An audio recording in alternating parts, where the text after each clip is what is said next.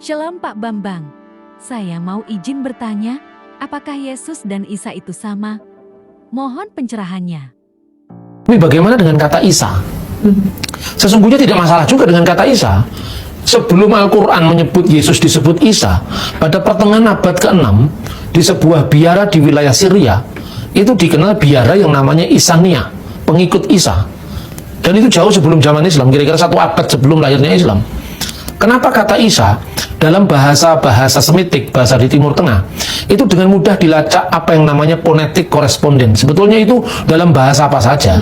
Jadi misalnya, biasanya kalau kita membaca Alkitab kita ini ditulis dalam bahasa Yunani, karena bahasa itu menjadi lingua franca, bahasa yang lazim dipakai umum di seluruh wilayah di Timur Tengah.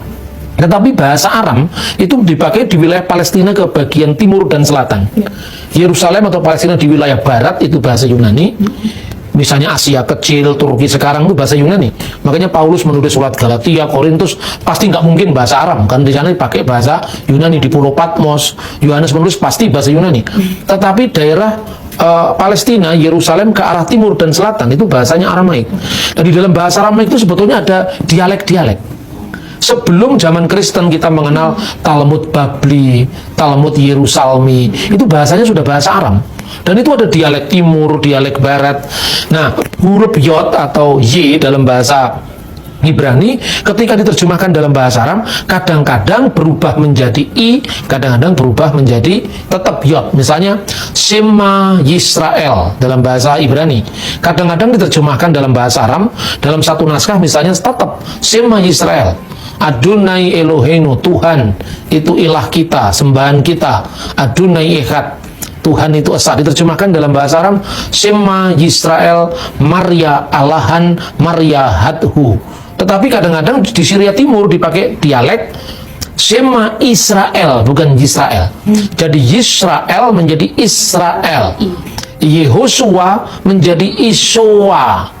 Dan itu muncul dalam salah tulisan Bapak Gereja namanya Agabius ketika dia menerjemahkan tulisan Yosefus yang dikenal dengan Testimonium Flavianum.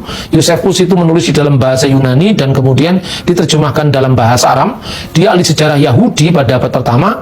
Dia mengatakan bahwa pada zaman itu fi hadzal zaman ya'isu rajulun hakim ismuhu Isowa. Pada saat itu hiduplah seorang yang bijaksana namanya Isowa. Nah, seperti kata Yehosua menjadi Isowa, kemudian O panjang itu menjadi A. Misalnya Shalom itu Shin, Lamed, Waw, Mim, Shalom. Menjadi bahasa Arab Sin, Lam, Alif, Mim, Salam. Shalom alaikum menjadi Assalamualaikum. Yehosua menjadi Isowa, seperti Shalom menjadi Salam, Iso menjadi Isa. Tidak ada masalah, itu hanya gejala bahasa. Seperti misalnya korespondensi bunyi, seperti kata Yaakov dalam bahasa Ibrani menjadi Yakub dalam bahasa Arab, Yakobus dalam bahasa Belanda, Jack dalam bahasa Perancis. Kenapa nggak dipersoalkan? Itu hanya soal korespondensi bunyi gitu loh. Ada banyak terbitan Alkitab bahasa Arab. Terbitan bahasa Arab di Mesir diterjemahkan oleh United Bible Society in Egypt. Itu terjemahan Van Dyck.